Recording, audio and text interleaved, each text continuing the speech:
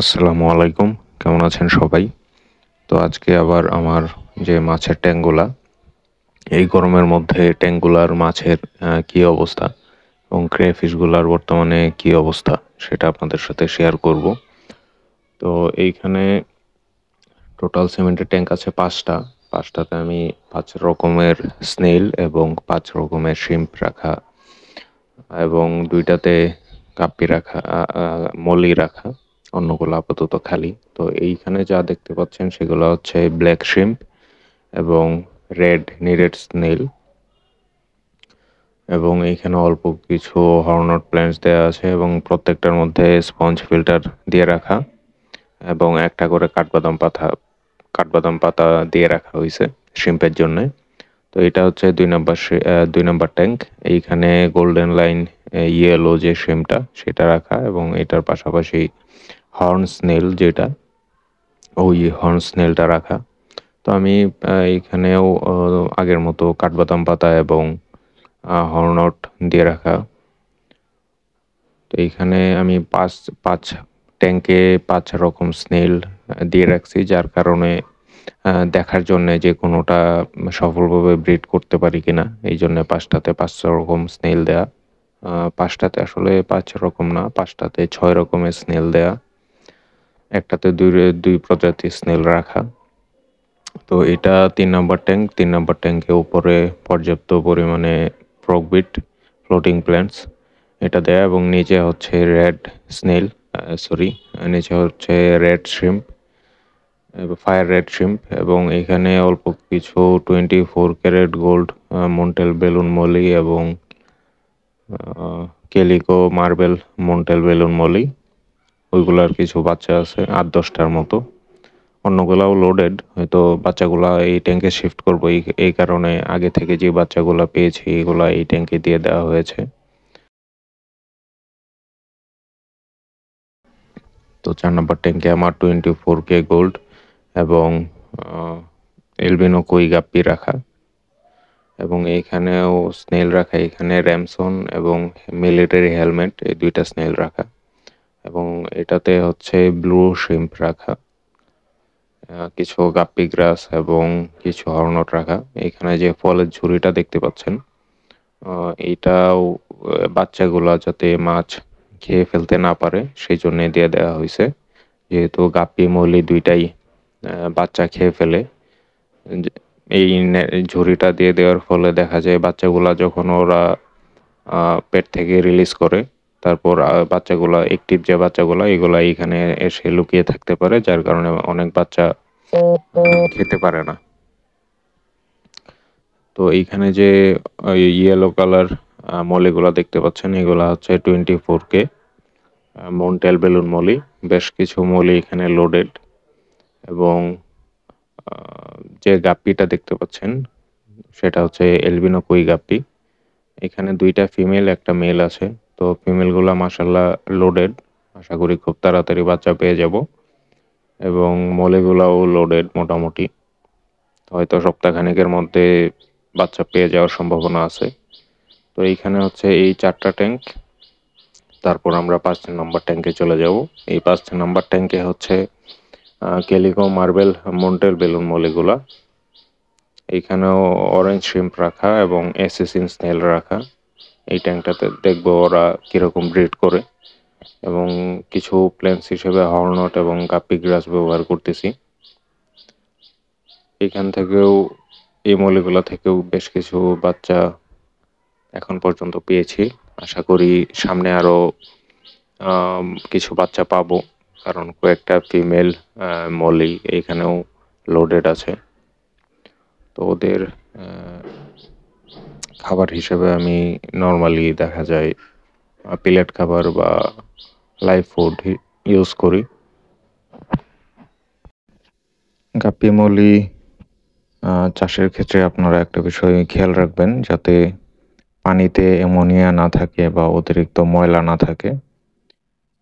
গাপ্পি মলির ক্ষেত্রে অবশ্যই সপ্তাহে ১ বার বা যদি ট্যাঙ্ক আরো ছোট হয় ২ থেকে ৩ দিন পর একবার পানি 20% বা 30% চেঞ্জ করে দেওয়ার চেষ্টা করবেন।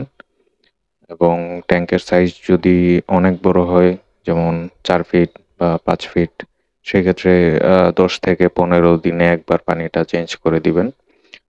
তার উপর আরেকটা বিষয় খেয়াল রাখতে হবে, যদি আপনার ট্যাঙ্কে অতিরিক্ত পরিমাণ মাছ থাকে তাহলে পানিটা তাড়াতাড়ি নোংরা হয়ে যাবে।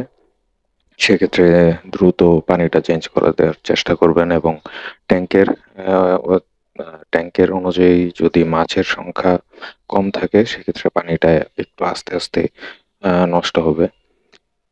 তখন কিছুদিন যদি আপনারা বেশি নেন সেক্ষেত্রেও কোনো সমস্যা হবে না। এবং গাপ্পি মৌলির ক্ষেত্রে যেহেতু লাইভ ফুড বা পিলেট খাবার ব্যবহার করা হয়, সেই ক্ষেত্রে দেখা যায় পানিতে পানি নিচে আস্তে আস্তে ময়লা জমে। সেইগুলা সাইফন দিয়ে পরিষ্কার করার চেষ্টা করবেন এবং গাপ্পি মৌলির ক্ষেত্রে পানির হাইট যদি কম দেন তাতেও কোনো সমস্যা নেই, কিন্তু ওদের জন্যে চওড়া বা লম্বা ট্যাঙ্ক দেওয়ার চেষ্টা করবেন যাতে ওরা একটু ভালো সাঁতার কাটতে পারে। এই একটা ব্যাপার। আর এইখানে হচ্ছে আমার ক্রেফিশের যে বাচ্চাগুলা এই ট্যাঙ্কে রাখা, এই হাফ ড্রামে রাখা। তো ওদেরকে যে গ্রাউন্ড ফিশ ফুড খাবারটা ওইটা দিতেছি এবং স্পিরুলিনা ট্যাবলেট দিতেছি। এটা হচ্ছে রেড ক্রেফিশের একটা বাচ্চা। এখানে বেশ অনেকগুলা বাচ্চা আছে, তো রোদের জন্য দেখানো যাচ্ছে না। এবং ক্রেফিশ যে ট্যাঙ্কে রাখবেন চেষ্টা করবেন অবশ্যই অতিরিক্ত পরিমাণে প্ল্যান্টস দেওয়ার, কারণ ওরা প্ল্যান্টস খেতে পছন্দ করে। তো এখানে যেই মলিগুলা ওইগুলা থেকে খুব তাড়াতাড়ি বাচ্চা পেয়ে যাবো ইনশাল্লাহ। তো সেটাও আপনাদের সাথে শেয়ার করার চেষ্টা করব। এবং ওদের ক্ষেত্রে আরেকটা ব্যাপার বলে রাখি, চেষ্টা করবেন ট্যাঙ্কের যে মাছের পরিমাণ যাতে অতিরিক্ত না হয়, কারণ অতিরিক্ত মাছ হলে পানিটা দ্রুত নষ্ট হয়ে যায় এবং অ্যামোনিয়া বিল্ড আপ করে খুব তাড়াতাড়ি। এখানে প্রত্যেকটাতে আলাদা আলাদা আলাদা শ্রিম্প এবং স্নেল দেয়া আছে এবং তার পাশাপাশি কিছু প্ল্যান্টসও দিয়ে রাখা হয়েছে যাতে প্ল্যান্টসগুলো অতিরিক্ত যে নিউট্রিশন পানিতে থাকে মাছের মলমূত্রের কারণে ওইগুলা যাতে ওই প্ল্যান্টসটা টেনে নিতে পারে। তো এটা হচ্ছে আমার লবস্টারের যে সেটআপটা। তো এখানে মোট 8টা হাফ ড্রাম আছে এবং বাইরে আছে 2টা। তো এখানে প্রত্যেকটাতে এক পেয়ার করে লবস্টার বা ক্রেফিশ রাখা। তো এখানে হোয়াইট 2 পেয়ার, রেড 2 পেয়ার, তারপর ব্লু গোস্ট 2 পেয়ার এবং রেড গোস্ট 2 পেয়ার রাখা। তো এটা হচ্ছে একটা রেড ক্রেফিশ। তো উপরে যে ফ্লোটিং প্ল্যান্টস গুলা দেখতে পাচ্ছেন এগুলা হচ্ছে ডাকউইড এবং এই ডাকউইড গুলা ওরা খেতে পছন্দ করে। তারপর হর্নট দেয়া থাকে বা ওয়াটার লেটুস দেয়া থাকে, এগুলো ওরা খেতে পছন্দ করে। তো আপনারা অবশ্যই চেষ্টা করবেন যদি ক্রেফিশ বা লবস্টার পালন করেন সেই ক্ষেত্রে ওদেরকে হাইডিং প্লেস হিসেবে ছোট ছোট পাইপ দেয়া যাতে ওরা ওইখানে লুকিয়ে থাকতে পারে। না হলে ওরা দেখা যায় একে অপরের সাথে মারামারি করে এবং অনেক সময় একটা আরেকটাকে মেরে ফেলতে পারে। এরকমও হয় আমার এখানে। এবং প্রচুর পরিমাণে প্ল্যান্টস দেয়া, যদি সেটা ফ্লোটিং প্ল্যান্টস হয় সবচেয়ে ভালো, বা অন্যান্য প্ল্যান্টসও হতে পারে। অবশ্যই আপনারা খেয়াল রাখবেন প্ল্যান্টসের পরিমাণ একটু বেশি পরিমাণে দেয়া, কারণ আস্তে আস্তে ওরা এগুলা খেতে পছন্দ করে, যার কারণে প্ল্যান্টসের পরিমাণটা বেশি করে দেওয়ার চেষ্টা করবেন। এবং এই প্রত্যেকটা ট্যাঙ্কে একটা করে স্পঞ্জ ফিল্টার দেওয়া আছে যাতে করে পানিটা একটু পরিষ্কার থাকে। তো আমি এই হাফ ড্রামে দেখা যায় 1 থেকে 1.5 মাস পর পর পানিটা চেঞ্জ করি। ঘন ঘন পানি চেঞ্জ করতে হয় না, যেহেতু এক পেয়ার করে রাখা তো অতিরিক্ত নোংরাও হয় না। তো দেখা যায় 1 থেকে 1.5 মাস পর পর একবার চেঞ্জ করলেই যথেষ্ট। এবং অবশ্যই পানি চেঞ্জ করার পর আপনারা যে পানিটা ব্যবহার করবেন সেটা পুরাতন পানি ব্যবহার করবেন। সপ্তাহখানেক আগে স্টোর করে রাখবেন, তারপর ওই পানিটা ট্যাঙ্কে, সেটা মাছের ক্ষেত্রে হোক বা ক্রেফিশের ক্ষেত্রে হোক, পুরাতন পানিটা ব্যবহার করার চেষ্টা করবেন। না হলে ডিরেক্ট যদি ট্যাপ ওয়াটার ব্যবহার করেন সেই ক্ষেত্রে মাছ মারা যাওয়ার সম্ভাবনাই বেশি থাকে। এবং এই ক্রেফিশকে স্পিরুলিনা ট্যাবলেট বা গ্রাউন্ড ফিশ ফুড আপাতত এটাই দিতেছি। কিছুদিন পর হয়তো পিলেট খাবারটা দিব, বড় সাইজের যে কই কার্পের পিলেট খাবারটা সেটা। আর আমার 2টা বেটা পেয়ার এখানে রাখা আছে, সরি এক পেয়ার বেটা রাখা আছে এখানে, মেল ফিমেল। তো সামনে হয়তো ওদেরকে ব্রিড করানোর চেষ্টা করব।